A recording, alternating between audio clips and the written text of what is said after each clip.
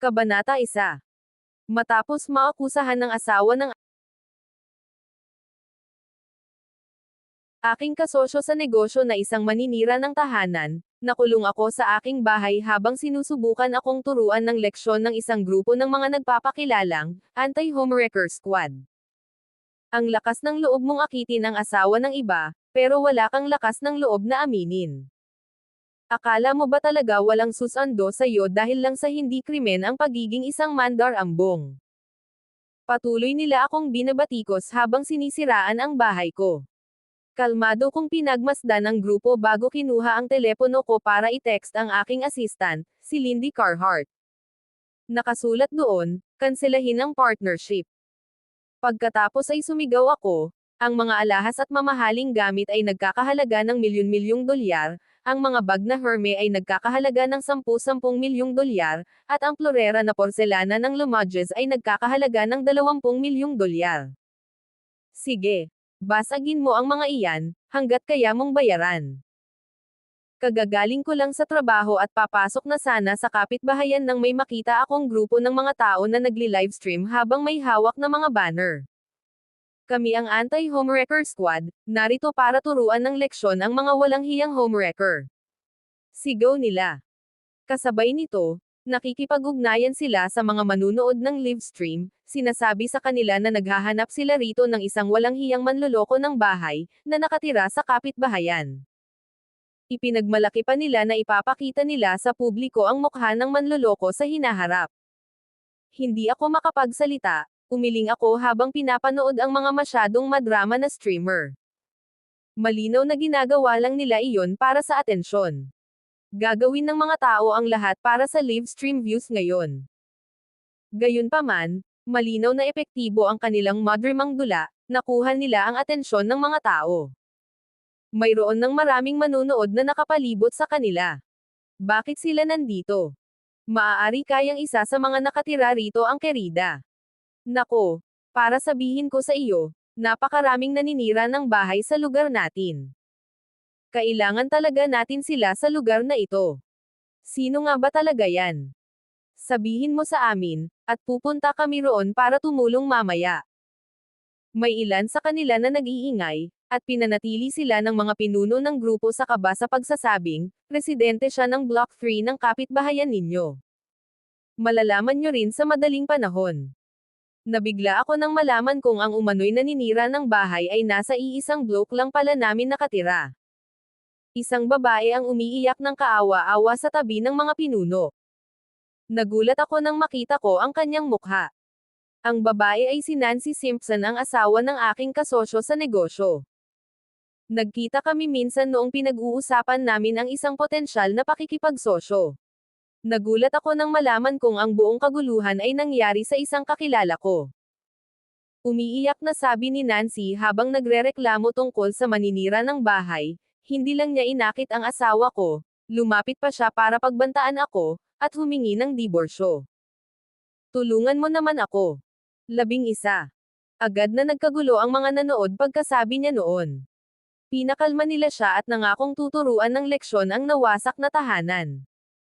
Hindi ko alam kung ano ang nangyayari sa live stream, pero inakala kong magiging kasing ilang din ito nang nangyayari rito. Pagka-uwi ko, naligo ako. Nang kukunin ko na sana ang telepono ko para tingnan ang mga balita sa group chat ng mga residente, may kumatok sa pinto ko. Pagkabukas ko pa lang ng pinto, bumukas agad ito ng malakas. Biglang pumasok ang isang grupo ng mga tao. Tingnan mo, ito ang walang hiyang babaeng to. Napakabata pa niya, pero inaakit niya ang asawa ng iba at sinisira ang pamilya nila. Pinalibutan ako ng grupo ng mga tao, itinapat ang kanilang mga telepono sa mukha ko habang nagli-livestream sila.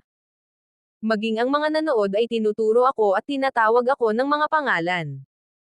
Medyo natagalan bago ko napagtanto kung ano ang nangyayari. May nagkamali siguro sa kung saan. Bago ko pa man maipaliwanag ang sarili ko, isang sampal ang direktang tumama sa mukha ko.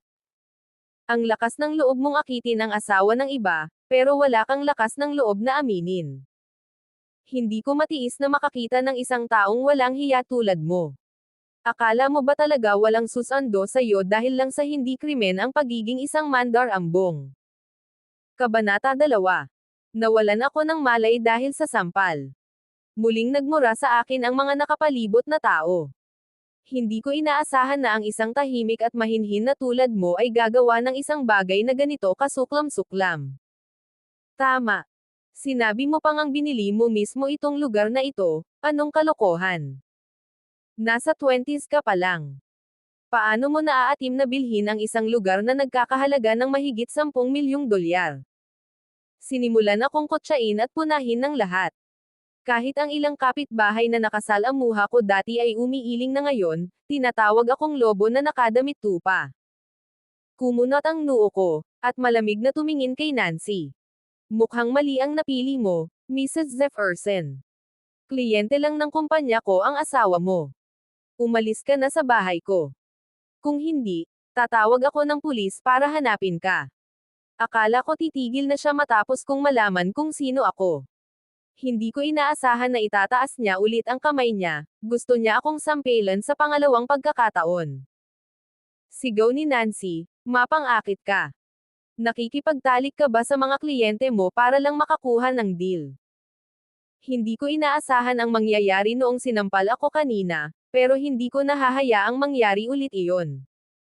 Hinawakan ko ang braso niya at pilit siyang itinulak patalikod. Ipapakasuhan ka ng abogado ko dahil sa pananakit mo sa sampal kanina. Nagtakbuhan ang mga tao pagkakita nila kay Nancy na itinutulak. Anong pananakit? Sa tingin mo ba matatakot kami dahil lang sa sinabi mong kakasuhan mo kami? Ang mga taong ito ay tunay na baliw. Sa paligid namin, nagsimulang magtsismisan ang mga kapitbahay. Ituring mo akong malas dahil nakatira ako sa iisang lugar kasama ang isang katulad mo. Tama. Hindi nakakapagtaka na madalas siyang magbihis ng mag-ara, tapos ang asawa ng iba ang sumusuporta sa kanya. Maingay na nagdadadaldalan ang mga kapitbahay habang minumura nila ako, habang ang mga streamer sa gilid ay nagsimulang itapat ang kanilang mga telepono sa mukha ko. Tingnan ninyong mabuti ang mukha ng mapang-akit na ito, mga pare. Turuan ninyo siya ng leksyon kapag nakita ninyo siya sa hinaharap. Walang hiya talaga siya. Hindi lang siya nang-akit ng asawa ng iba, nakatira pa siya sa isang marangyang kondominium at gumagastos ng perang dapat ay kay Ms. Nancy.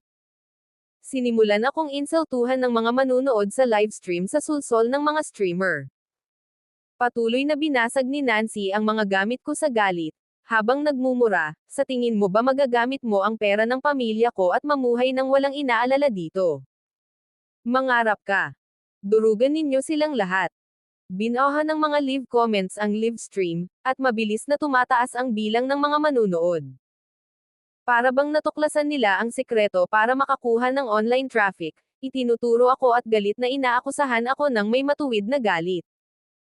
Kung walang maglalakas loob na turuan kayo ng leksyon, hayaan ninyong kami ang maging kinatawan ng patas at makatarungang mga netizen sa paggawa nito. Mag-like kayo, guys. Jijibin ko ang bahay ng mapang-akit na ito para sa inyo. Agad na napuno ng mga tunog ng pagkabasag at pagkabasag ng mga bagay ang buong lugar. Tinitigan ko ang mga baliw na grupo at binigyan sila ng huling babala. Sige, durugan mo sila. Pero baka gusto mong pag-isipan mo ulit kung kaya mo pa silang bayaran. Lumingon si Nancy at galit na tinitigan ako. Pagkatapos ay kinuha niya ang aking relo na Patek Philippe, na nagkakahalaga ng mahigit 1 milyong dolyar, at binasag ito sa lupa mismo sa harap ko. Babasagin ko ang mga iyan, sige, ano ang magagawa mo tungkol dyan? Nabasag ang relo sa lupa, pero hindi pa siya tapos. Patuloy niya pa rin itong tinatapakan habang minumura ako. Parang relo na Patek Philippe iyan, malamang na nagkakahalaga ng mahigit 1 milyong dolyar, bulong ng isa sa mga kapitbahay nang makilala nila ang bagay na iyon. Nagulat si Nancy nang marinig ang mga sinabi nito. Malinaw na hindi niya inaasahan na makakasira siya ng isang bagay na napakahalaga. Gayunpaman, bago pa ako makapagsalita, sinabi ng mga streamer, ano ang kinatatakutan mo, Ms. Nancy? Lahat ng mga bagay na ito ay binili ng iyong asawa. Kung kakasuhan mo siya, kailangan niyang bayaran ang lahat ng ito. Hindi krimen ang basagin ang sarili mong mga gamit. Nagliwanag ang mga mata ni Nancy nang marinig ang mga salitang iyon, na para bang ngayon lang siya nakahanap ng makatwirang dahilan. Paano kung Patek Philippe yan? Isang bagay na binili gamit ang pera ko, sa tingin mo ba makukuha mo yan ng ganoon lang? Huminga ako ng malalim para pakalmayan ang sarili ko bago nagtanong, may ebidensya ka ba na binili lahat ng asawa mo ang mga to? Huwag kang mag-alala tungkol sa ebidensya, tiyak na ay lalahad ko ang lahat ng ebidensyang iyan online sa publiko. Sige at durugan mo silang lahat. Muling sabi ni Nancy. Nang marinig ang kanyang mga salita, ang mga nakapalibot na tao ay nataranta at nagtakbuhan. Ang mga streamer mula sa tinaguriang anti-homewrecker squad ay mas lalong natuwa habang hawak nila ang kanilang mga telepono. Hindi ko sila mapigilan, kaya kinuha ko ang telepono ko para tawagan ang pulis. Pagdating ko pa lang sa numero, bigla na lang naaga ang telepono ko. Tingnan ninyo, mga pare. Tatawag pa sana ng pulis ang walang hiyang mapang-akit na ito. Nakakatuwa. Hindi ba niya naisip ang mga kahihinatnan noong niloloko niya ang asawa ng iba? Mapanghamak akong tinitingnan ng mga tao, walang humpay na kinukutya. Malamig ko silang tinitigan at tinanong, naisip nyo na ba kung ano ang magiging kahihinatnan ng paggawa nito? Pero malinaw na hindi nila sineryoso ang babala ko. Patuloy pa rin nilang binabasag ang mga gamit ko para makakuha ng online traffic, at nakipag-ugnayan pa nga sa mga manunood. I-like nyo ako, guys. Babasagin ko ang mga kosmetiko ng mapang-akit na ito. Nako. Gumagamit pa nga siya ng mga mamahaling kosmetiko. Mukhang batikang manliligaw talaga siya. Naduraj ang mga kosmetiko ko habang patuloy ang tunog ng pagkabasag. Papanoorin ko siyang basagin natin lahat ng nakuha niya sa pamamagitan ng panlilinlang ngayon. Ipinapakita ko sa mga taong maninira ng bahay na katulad mo ang mga bunga ng pang-aakit sa asawa ng iba. Ang ilan ay nagkokomento pa habang kinukuha ang mga gamit ko at pinagbabasag ang mga ito sa harap ko. Tingnan mo ito. May plorera dito, isang plorera pa nga. Hindi dapat magpanggap ang isang mandaragit ng bahay na isa siyang edukadong collector. Sasabihin mo, dapat ko bang basagin ito? Sige. Gagawin ko ang sinasabi ninyo. Tiyak na tutulungan ng anti-homewrecker squad si MS Nancy na turuan siya ng leksyon. Sirain mo. Mas mabuting huwag ninyong hawakan yang plorera na porselana ng Limoges. Dali-dali ko silang pinigilan. Gayunpaman, ang plorera na porselana ng Limoges na ginastos ko ng 20 milyong dolyar para makuha mula sa subasta ay nabasag bago pa ako matapos magsalita. Sa loob lamang ng maikling panahon, ang sala ay naging ganap na magulo, walang natira kahit isang gamit. Pinigilan ako ng karamihan na tumawag ng pulis, ngunit hindi ako nag-alala tungkol dito. May magtatago sana ng record ng livestream, magsisilbing ebidensya ang mga iyon kalaunan. Hindi ba't ang yabang mo kanina? Pinagbabantaan mo pa nga kami. Paano kung durugan namin sila sa harap mo ngayon? Mayabang na tanong ni Nancy. Nagsuot ako ng malamig na ekspresyon, puno ng galit ang aking mga mata habang sinasabi ko, maaaring kaya mo silang durugan ngayon, pero sana ay kaya mo silang bayaran mamaya. Huwag kang magmakaawa sa akin mamaya. Gayunpaman, habang nagsasalita ako, may biglang pumasok sa aking kwarto at kinuha ang aking kahon ng alahas. Nagbago ang ekspresyon ng mukha ko nang sumiklab ang galit. Hindi naman iyon mahalaga, pero isang bagay na iniwan sa akin ni nanay. Kabanata 3. Ibaba mo yan. Sigaw ko. Ikiniling ng lalaki ang kanyang ulo, tumingin sa akin at ngumiti habang binubuksan ang kahon. Mukhang mahalaga sa iyo ang bagay na ito, tama ba? Na. Sumugod si Nancy, tumingin, at agad na dinampot ang lahat para ihagis sa lupa. Agad na nabasag ang pulseres na iniwan sa akin ni nanay. Biglang tumulo ang mga luha sa aking mga pisngi nang hindi inaasahan. Ito lang ang tanging bagay na naiwan sa akin ni nanay. Sa paglipas ng mga taon, tuwing namimiss ko siya, kinukuha ko ito at hinahawakan, parang nasa tabi ko lang si nanay. Sinong mag-aakala na ang isang bagay na pinahahalagahan ko sa loob ng maraming taon ay iiwan ako sa ganitong katawa-tawang paraan ngayon? Tingnan ninyo siya, mga pare. Umiiyak pa nga siya ngayon. Bakit hindi niya naisip ang mga ganitong kahihinatnan noong sinisira niya ang pamilya ng ibang tao? Deserve niya yan. Sa tingin mo ba talaga ay pwede kang maging mayabang dahil lang hindi ka mapaparusahan ng batas? Galit kong pinagalitan ang mga ngipin ko habang nakatitig sa kanila. Hindi ko sila hahayaang umalis ng ganoon na lang. Mayabang silang naglakad sa harap ko. Pinigilan ko ang galit ko at sinabing, tapos ka na bang basagin ang mga bagay-bagay? Tinuturuan ka lang namin ng leksyon ngayon, mapang-akit ka. Mas mabuting huwag ka na naming hayaang magkita pa ulit sa hinaharap. Sabi ng isang tao. Itinuro sa akin ng isa sa mga streamer ang telepono niya. Tandaan mo ang mukha ng mapang-akit na ito at tulungan mo kaming magbantay. Huwag mong kalimutang ipaalam sa amin kung sakaling mang-akit siya ulit ng ibang lalaki. Gaya ng dati, kung hindi ito kayang gawin ng batas, ang anti-homewrecker squad ang bahala. Naging magulo ang mga live comments, lahat ay minumura ako. Malaki ang kinita ng mga streamer mula sa buong komedya. Malapit na sana silang magmayabang paalis nang makasalubong nila ang mga pulis na paparating sa pintuan. Sino ang tumawag sa pulis kanina? Nakakonekta ang linya, pero walang nagsasalita, tanong ng isa sa mga opisyal. Dali-dali akong sumagot, ako nga. Bigla na lang pumasok ang grupo ng mga taong ito sa bahay ko at nagsimulang manggulo, opisyal. Maraming tao sa pinangyarihan ang nagsimulang magpanik nang sila ay makalusot at hindi alam kung paano ipapaliwanag ang kanilang mga sarili kung sila ay mahuli. Gayunpaman, nakatayong matipuno ang mga streamer, mukhang mabubuti. 4. Ano ang dapat ikatakot? Ginagawa namin ang hustisya dito. Tama. Tinuturuan namin ng leksyon ang nawasak na tahanan at tinutulungan si MS Nancy na maibalik ang kanyang pamilya. Sa kabila nito, halata sa kanilang tono na sinusubukan nilang itago ang kanilang pagkakasala. Nakasimangot ang mga opisyal habang nakatingin sa karamihan. Nang makita nila ang kalat sa bahay ko, tumawag sila ng isang tao para kumuha ng mga litrato.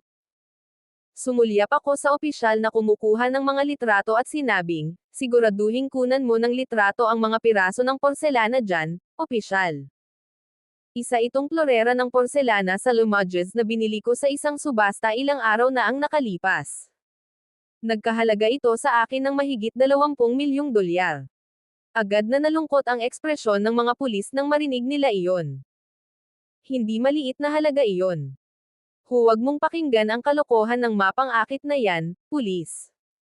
Niloko niya ang asawa ko, lahat ng nandito ay binili ng asawa ko. Sabi ni Nancy. Tama, opisyal. Kami ng libu-libong manunood ko ay makakapagpatunay nito. Sinisira na lang ni MS Nancy ang sarili niyang mga gamit, krimen na ba iyon ngayon? Buong kumpiyansang nagsalita ang mga live streamer. Tiningnan ng opisyal ang kanilang walang takot na saloobin at malamig na sinabi, hindi ninyo responsibilidad na magdesisyon kung sa inyo sila. Lahat ng nandito ay sasama sa amin sa istasyon ng pulis. MS Joel, pakidala rin ang mga kinakailangang dokumento. Alam ko kung anong mga dokumento ang tinutukoy niya. Ang mga mahahalagang bagay tulad ng mga anti-gang klorera at relo ay nangangailangan ng mga papeles upang mapatunayan ang kanilang halaga. Sa ganoong paraan, matutukoy nila ang mga singil at mapag-uusapan ang kabayaran. Bulong ni Nancy, may problema ba kung sarili ko lang mga gamit ang nababasag ko ngayon? Malamig na tinitigan siya ng opisyal at walang sinabi. Kinuha ko ang telepono ko at napagtanto kong nasagot na pala ang tawag sa 911, kahit na natanggal ko na ang telepono ko sa kamay ko. Narinig siguro nila ang ingay dito kaya natunton nila ang lokasyon bago nagmadaling lumapit. Tahimik kong kinuha ang wallet at ID card ko bago sumunod sa kanila papunta sa istasyon ng pulis. Inutusan ng pulisya si Nancy na tawagan ang kanyang asawang si William Jefferson, pagdating nila sa istasyon ng pulisya. Nagmamadaling lumapit si William, pawisan ang buong katawan. Nang mapansin niya ako, agad siyang lumapit para bumati at makipagkamay sa akin. Malamig ko siyang tiningnan, ayaw tanggapin ang kamay niya. Tiningnan siya ng opisyal sa tabi namin at sinabing, nagdala ang asawa mo ng mga tao at pumasok ng walang ingat sa bahay ng babaeng ito. Hindi makapaniwalang bulalas ni William, ano? Pagkatapos noon, mabilis siyang humarap sa akin at sinabing, pasensya na talaga, Ms. Joel. Ano ang nasira nila? Babayaran ko ang lahat sa buong halaga. Malamig akong natawa. Sige. Maniwala ka sa sinasabi mo, Mr. Jefferson. Ang mga mamahaling gamit at alahas ko pa lang ay nagkakahalaga na ng milyon-milyong dolyar, at ang mga Hermes bag ko ay halos mahigit 10 milyong dolyar na. Nariyan din ang florera na porselana ng Limoges na binili ko sa isang subasta ilang araw bago iyon, mahigit 20 milyong dolyar iyon. Dala ko lahat ng mga resibo. Ipapapadala ko ang mga ito sa iyo mamaya sa aking katulong. Pinagpawisan ng husto si William pagkatapos noon. Sinaman niya ng tingin si Nancy at sinampal ito ng malakas. Ang swerte ko lang at nakapag-asawa ako ng gagong katulad mo. Matapos masampal, tinakpan niya ang kanyang pisngi at sumigaw sa galit. Paano mo ako nagawang saktan dahil sa mapang-akit na ito, Jefferson? Hindi ko ito bibitawan. Hindi siya pinansin ni William at takot na lumapit sa akin. Ms. Joel, pwede. Pwede ko po bang bayaran ito ng hulugan? Kabanata 4. Hinubden. Dumilim ang ekspresyon ko habang nakatingin kay William. Paulit-ulit kong binalaan ang asawa mo noong malapit na niyang basagin ang mga gamit ko. Mukhang hindi naman siya ang tipo ng taong kailangang magbayad ng hulugan noon. Imposibleng magkaroon ang kumpanya niya ng perang kasing laki ng 30 hanggang 40 milyong dolyar para lang matustusan ang maliit niyang kumpanya kung ibebenta ito. Walang tigil si Nancy. Sumigaw siya, ganoon na lang baka't hindi ang paniniwala mo sa mga sinasabi niya. Hindi ba ikaw ang bumili ng mga yan, William? Bakit mo siya kailangang bayaran para sa mga yan? Nagngingit-ngit ang mga ngipin ni William at tinitigan siya ng masama. Ang tanga mo. Hindi ko kayang bilhin yan kahit ibenta ko pa ang kumpanya. Nagulat ang lahat nang marinig nila ang kanyang mga sinabi. Malinaw na walang sino man ang umaasa na ganito kalaking pera ang kakailanganin. Niloloko mo ba ako?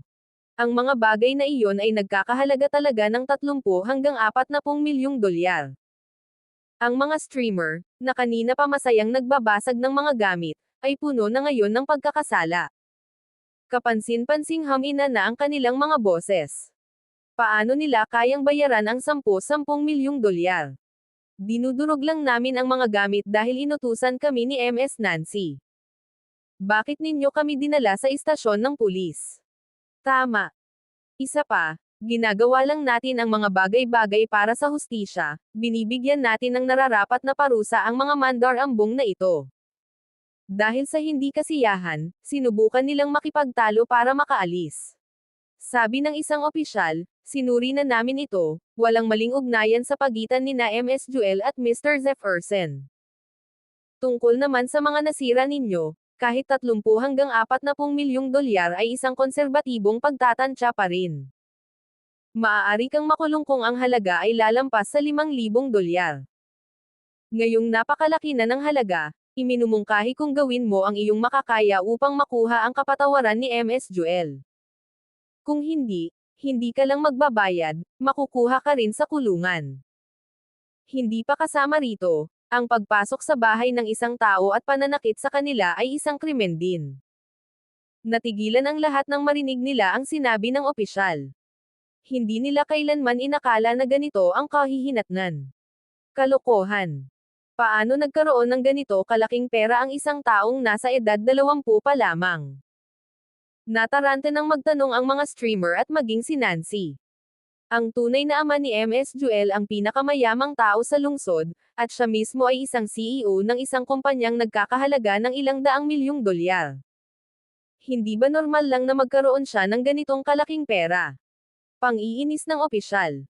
Ang iba ay napaupo sa kani-kanilang mga upuan, hindi inaasahang nontog sila sa isang pader na ladrilyo. Hindi ito totoo, di ba, mahal? Hindi ba't siya yung nang-aakit na itinatago mo? Tumulo ang mga luha sa pisngi ni Nancy habang humarap kay William. Galit niya itong pinagpag. Sinira mo na talaga ako ngayon, pute ka. Hihiwalayan na kita ngayon, kaya mo nang pagbayaran lahat ng sinira mo ng mag-isa. Humajejek ako ng malamig. Sinaktan at sinira ng asawa mo ang bahay ko gamit ang pangalan mo, noong kasal ka pa, Mr. Jefferson. Kahit ibenta mo pa ang kumpanya mo, responsibilidad mo pa rin akong bayaran. Isa pa, kakanselado na ang partnership natin. Pagkasabi ko pa lang ay bumagsak na si William sa lupa. Akmang tutulungan na sana siya ni Nancy na makatayo pero naitulak siya palayo. Kung binasag lang nila ang mga gamit ko, baka naisip ko na sanang makipag-ayos. Tutal, mas mabuting maging mapagpatawad naman hanggat maaari. Ngunit sila ay tahasang naging arrogant. Ang Pulse Ares na iniwan sa akin ni nanay ang pinakamahalagang pag-aari ko. Hindi ko sila hahayaang makawala, magbabayad sila ng malaki. Nang malaman kong ayaw kong makipag-ayos, sinimulan ng isisi sa akin ng mga streamer na sumama para wasakin ang sitwasyon. Iginiit nilang walang kinalaman sa kanila ang bagay na iyon, at si Nancy ang nag-utos sa kanila na basagin ang mga bagay-bagay. Iginiit din nila na sila ay isang tinatawag na organisasyong naglilingkod sa hustisya at hindi dapat magbayad. Sila ay wala kundi isang grupo ng mga oportunista na naghahangad ng kapangyarihan sa ilalim ng balatkayo ng hustisya, at gayunpaman, nang ahas silang tawagin ang kanilang sarili na isang organisasyong naglilingkod sa hustisya. Nagsimulang makipagtalo sa kanila si Nancy, at hindi nagtagal ay nag-agawan na sila ng santukan. Mahigpit na namagitan ang pulisya, walang organisasyon o individual ang nakahihigit sa batas, tiyak na hindi kayo. Nakakagawa na kayo ng krimen dahil sa tinatawag ninyong organisasyong ito at sa mga ikinikilos ninyo. Dahil napakalaki ng halagang sangkot, lahat sila ay dinakip. Hindi lamang nila kayang magbayad ng kabayaran, kundi sinimulan pa nilang ibinaling ang sisi sa isa't isa. May nakita akong footage ng livestream nila online. Pagkatapos ay tiningnan ko ang footage at maingat na pinagtugma ang bawat item sa taong sum iron nito, kasama ang katumbas na halaga nito. Ang bawat isa ay nagkakahalaga ng mahigit $5,000. Iginiit kong magsampa ng kaso. Wala akong paraan para mapatawad sila. Nang mapagtanto nilang hindi lamang sila kailangang magbayad ng kabayaran kundi nahaharap din sila sa pagkakakulong, ang mga miyembro ng Anti-Homewrecker Squad ay lubos na nataranta. Nagsimula silang magmakaawa para sa aking kapatawaran. Patawarin mo kami, binibini. Joel. Hindi namin sinasadya. Tama. Pinag-uusapan natin ang $10 milyong, paano natin kayang bayaran ang mga iyon? Hindi ako natinag. Nilinaw ko na ang aking paninindigan simula pa noong una, kailangan itong harapin ayon sa batas. Nang makita nilang hindi epektibo ang paghingi ng tawad, sinimulan nila akong pagdudahan. Bakit kailangan mo pa kaming kapitan kung mayaman ka na naman? Tama, masisiyahan ka lang ba kapag napunta na tayo sa bingit ng kapahamakan? Bakit mo kami pinipilit magbayad kung wala naman kaming personal na sama ng loob? Hindi naman sa pera ang kailangan mo. Nakakatawa para sa akin ang marinig ang kanilang mga katawa-tawang salita. Alam na alam nilang wala silang personal na sama ng loob sa akin, ngunit patuloy pa rin silang pumapasok sa bahay ko, gumagawa ng kaguluhan, at sinaktan pa ako. Higit sa lahat, hindi man lang sila humingi ng tawad kahit na nagawa na nila ang mga bagay na iyon. Sa halip, umakto sila na parang may katwiran ang kanilang mga ginawa. Tungkol naman sa paratang nila na itinutulak ko sila hanggang sa bingit ng kamatayan, wala akong kinalaman doon. Sila mismo ang may gawa nito, karapat-dapat lang sa kanila. Maya-maya lang, nagmamadaling lumapit si tatay pagkarinig niya ng balita. Nagsiklab ang galit niya nang marinig niya ang nangyari sa akin, at iginiit na parusahan sila ng mga pulis kahit ano pa ang mangyari. Nakakatawa para kay tatay na pumunta sila roon para maghanap ng gulo sa pagkukunwaring, tinuturuan nila ng leksyon ang mga maninira ng bahay. Siya ang pinakamayamang tao sa lungsod, nakakahiya para sa anak niyang babae na maakusahan bilang maninira ng bahay. Pagkatapos ay ipinakulong niya ang mga sangkot. Samantala, Medyo matatagalan pa ang paghatol. Total, kailangan ko pa rin kumuha ng abogado, at sinusuri pa rin ng pulisya ang kabuoang halaga ng pinsala sa aking ari-arian. Madaling magalit si tatay. Pagkatapos niyang harapin ang grupo ng mga tao, sinigawan niya ang mga gwardya dahil hindi nila ginagawa ang kanilang trabaho. Pero hindi ko sila pinanagot. Lumipat ako palabas ng kapitbahayan ng araw ding iyon. Akala ko ang natitira na lang ay hintayin ang pagtatapos ng investigasyon ng pulisya. Hindi ko inaasahan na dadating si William sa aking pintuan pagkalipas ng 2 araw, kasama ang kanyang pamilya. Maawa ka naman sa amin, binibini. Joel. Ibinuhos ko na ang lahat ng mayroon ako para lang makatrabaho ka. Hindi pangkaraniwang putla ang itsura niya. Nasa tabi niya ang isang matandang babae at isang bata. Nang mga panahong iyon, nasa detention center na si Nancy, at wala nang labasan. Ilang muebles lang ang nawala sa iyo, Ms. Joel, pero ang buong pamilya natin ay wasak na wasak. Ganyan ka ba talaga kawalang puso? Umiiyak na nakaluhod ang matandang babae, habang mahigpit na nakakuyom ang mga kamao ng bata, walang ibang gustong gawin kundi ang suntukin ako. Gayunpaman, nanatiling kalmado ako walang saysay para sa kanila na subukang sisihin ako ngayon. Nakita lamang nila ang kanilang mga pagdurusa ngunit hindi nila kailanman inisip ang aking pinagdaanan. Wala na ang pulse errors na iniwan sa akin ni nanay. Isang bagay na hindi na maibabalik ng pera. Dapat panagutan ng mga matatanda ang sarili nilang mga kilos. Sabi ko. Pagsisisihan mo yan, Ms. Joel. Hindi napigilan ni William ang pagmura sa akin. Umiling ako ng walang pakialam, bakit naman ako magsisisi kung wala naman akong ginagawang masama? Tumalikod na ako para umalis pagkatapos noon. Gayunpaman, tumakbo ang bata papunta sa akin, hinawakan ang binti ko, at kinagat ito. Ibalik mo kay nanay, ang ibig mong sabihin ay binibini. Maaaring hindi malakas ang isang bata, pero masakit ang mga kagat nila.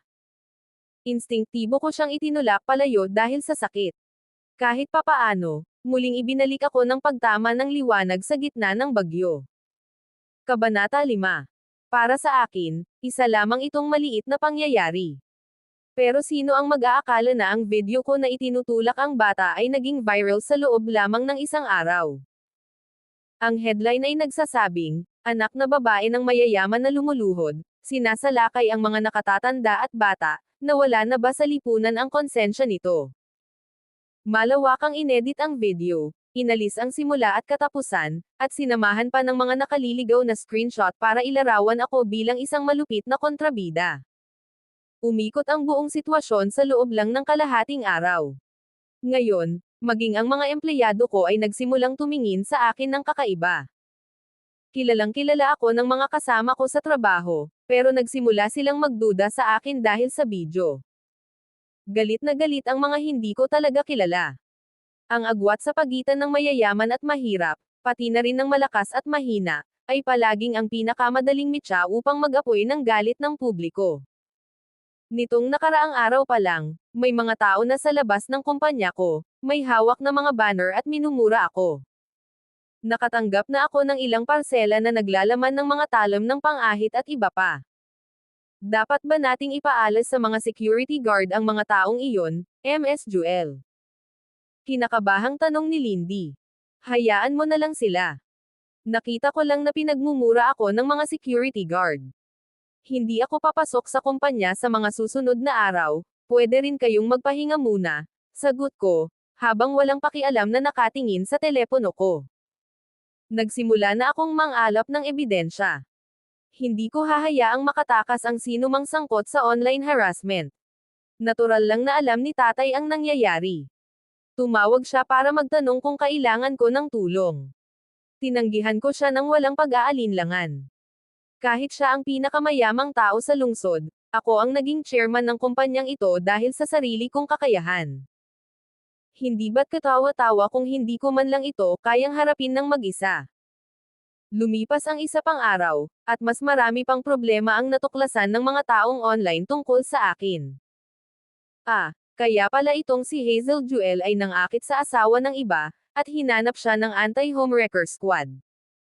Ginamit niya ng husto ang koneksyon ng kanyang ama para tipunin ang lahat ng miyembro ng squad at ipaaresto sila, para lang makaganti sa kanila. Nakakulong pa rin sila ngayon. Hindi lang yan, narinig ko na kailangan nilang magbayad ng 10 milyong dolyar at makulong ng maraming taon. Talagang walang puso si Hazel Jewel. Napakawalang hiya niya. Isa talaga siyang basura. Hindi lang niya pinagbabayad ang iba at ipinakulong, hindi pa niya pinatawad ang mga matatanda at bata. Hindi ako makapaniwala na may isang taong katulad niya na umiiral. Tama. Kailangan natin silang tulungan. Hindi natin maaaring hayaan ang mga mayayaman na gawin ang gusto nila. Tama ka. Bukas na lang tayo humingi ng paliwanag sa kanya. Ang lakas ng loob niyang umarte ng mayabang sa ating mga ordinaryong tao. Lalong naging magulo ang mga komento sa bawat pagbanggit. Para akong pinipinta bilang kontrabida sa ilalim ng manipulasyon ng iba. Nabunyag ang numero ng telepono, litrato, at maging ang address ng bahay ko. Sa loob lamang ng ilang araw, mula sa pagiging biktima ay naging isang walang awang mamamatay tao ako. Nang gabi ring iyon, may pumunta sa dati kong kapitbahayan at naghagis ng pintura. Gayunpaman, lahat ay ni-record ng security camera. Tinawagan ko na ang security at isinuko na ang salarin sa pulisya bago pa man siya makatakas. Nakatanggap ako ng makapal na tambak ng mga dokumento. Nilalaman ng mga ito ang mga resulta ng investigasyong aking ipinagawa. Ang mga utak-isip ay sina William at ang natitirang miyembro ng anti-homewrecker squad. Gaya ng inaasahan, sama-samang nagsama-sama ang mga walang pakundangang tao. Umiling ako sabay buntong hininga. Isa sa mga bagay na minanipula ng mga taong iyon si Nancy, pero hindi ko akalain na mabibigo rin pala si William sa mga panlilinlang nila. Sa mga sumugod sa bahay ko ng araw na iyon, ang ilan ay hindi naman talaga kasali. Nakatayo lang sila at nanood, kaya hindi sila nahuli. Nagpanggap ang mga taong ito kay William at binaligtad ang opinyon ng publiko laban sa akin, lahat para lang makaganti sa akin. Kaya nga niya dinala ang kanyang matandang ina at anak para humingi ng tawad sa akin ng araw na iyon. Maaaring gumana sana ang plano nila kung isang ordinaryong tao lang ang tinarget nila. Sa kasamaang palad, ako ang target nila. Kabanata 6. Dumating ako sa kumpanya kinabukasan ng madaling araw. Marami ng taong nagkukumpulan sa baba, may hawak na mga banner at sumisigaw gamit ang mga loudspeaker. 2 araw nang sarado ang kumpanya. Siguro mas makabubuti para sa iyo na manatili ka na lang dito. Ganun din kung iba ang mag-aasikaso. Nag-aalalang tumingin sa akin ang mga bodyguard. Lahat sila ay ipinadala ni tatay para protektahan ako. Huwag kang mag-alala. Hindi naman malaking bagay yon. Ngumiti ako at nagtanong, nandito na ba silang lahat ngayon? Nandito na sila, naghihintay na lang sila ng mga tagubilin ninyo. Sagot ng isa sa mga bodyguard. Magaling. Siguraduhin mong mapapanood mo ng live ang buong palabas pagkalabas ko. Pagkatapos noon, bumaba na ako. Agad akong pinalibutan ng isang grupo ng mga tao. Sa wakas ay dumating na rin ang babaeng ito. Hulihin niyo siya. Tama. Hayaan mong ipaliwanag niya kung bakit niya binyo-bully ang isang bata ng ganoon. Gayunpaman, ilang pulis ang lumapit at hinaranggan sila ng malapit na sana sila sa akin. Habang tumitindi ang kaguluhan, maging ang mga kinauukulang awtoridad ay nagpadala na ng mga tao roon. Bakit mo kami pinipigilan? Inaabuso mo lang ang kapangyarihan mo para apihin kami. Tama. Hinahayaan mo lang bang gumala ang masamang babaeng ito pero pinipigilan mo lang kami. Pinatugtog ko ang orihinal na video sa display screen ng gusali. Nagbago ang kanilang mga ekspresyon pagkatapos mapanood ang video. Nakaramdam sila ng pagkailang matapos malaman na sila ay minanipula. Kinuha ko ang loudspeaker at sinabing, isang krimen din ang magkalat ng chismis at manayre ng iba online. Tatawag ako ng pulis kung ayaw mo pa ring umalis. Natahimik ang lahat pagkasabi ko. Bumalik sila ng malungkot at nagsimulang maglabas ng mga pang-iinsulto online pagkabalik nila. Gayunpaman, Ang kanilang target sa pagkakataong ito ay si Nancy at ang anti-homewrecker squad. Kahit ang mga unang nagmumura sa akin ay nagsimulang turuan sila. Nakakapangilabot talaga. Hindi ako makapaniwala na may isang taong tulad nito na umiiral. Tama. Hindi lang nila binaluktot ang katotohanan, kundi nahikayat pa nila tayong i-frame ang iba. Nakakasuklam talaga sila. Nabalitaan kong nahuli na ang mga galing sa tinatawag na squad. Sana ay manatili sila roon magpakailanman. Pagkalipas ng isang buwan, nalugi si William matapos kong kanselahin ang aming pakikipagsosyo. Binili ko ang lahat sa mababang halaga. Ang mga kotse at bahay nila ni Nancy ay ibinigay lahat sa akin. Ang mga mula sa tinaguriang anti-homewrecker squad ay nawalan ng lahat at nakapag-ipon ng mahigit 10 milyong dolyar para makabawi sa akin. Kahit napagdesisyonan kong pakawalan na sila, hindi naging ganoon kapatawad ang mga pulis. Nasa kanila ang lahat ng kinakailangang ebidensya para magsampa ng kaso laban sa kanila. Nag-record si Nancy ng video at humingi ng tawad sa akin sa publiko. Hindi ko ito sinagot pero nakipag-ugnayan ako sa aking abogado para kasuhan siya dahil sa sampal na ginawa niya sa akin. Natigilan ang mga pulis nang malaman nila ito. Akala nila ay mapapatawad ko na sila matapos kong matanggap ang kanilang kabayaran at paghingi ng tawad, ngunit hindi pala. Mula nang mabali ang pulse areas ni nanay, napagdesisyonan kong siguraduhing magbabayad sila sa kanilang ginawa. Nang araw na iyon, ipinasuri ko ang aking mga pinsala. Pagkatapos ay nagsampa ako ng isa pang kaso, na hinihiling na makulong si Nancy. Ang mga nagkalat ng tsismis tungkol sa akin ay hinatulan ng sentensya ng pagkakakulong mula ilang buwan hanggang 1 taon. Samantala, si Nancy at ang mga mula sa anti-homewrecker squad ay sinentensyahan ng 5 taon na pagkakakulong. Kung tungkol naman kay William, na nagbigay sa akin ng lahat ng kanyang ari-arian, wala siyang pambayad sa kanyang mga utang at pinaghahanap siya ng mga nagpautang. Gumuho ng tuluyan ang kanyang buhay. Binalaan ko na sila, maaaring kaya nilang durugan sila, pero hindi naman nila sila kayang gantihan. Sa kasamaang palad, wala ni isa sa kanila ang sumunod sa payo ko. Sino pa nga ba ang masisisi nila?